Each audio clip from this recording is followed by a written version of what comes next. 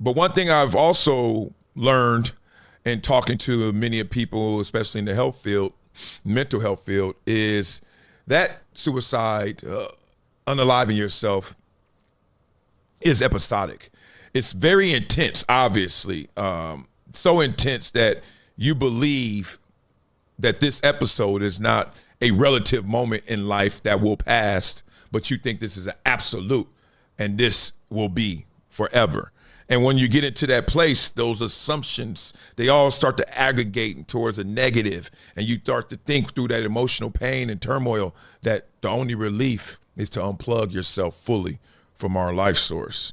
And obviously, us looking at this situation, looking at it from our perspective, see it differently, and we have this perspective to rely on.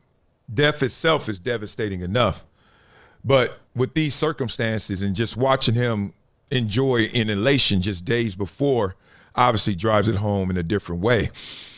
And because it's self-inflicted, you start to look at it differently because he had so much to live for.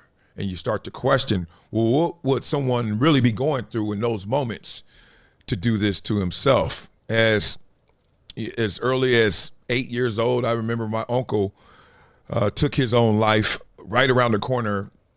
Actually got my family heard the gunshot right around the corner from where we live, and all the way to obviously the situations we're talking about with Junior Seau and others, and now today Marshawn Nealon.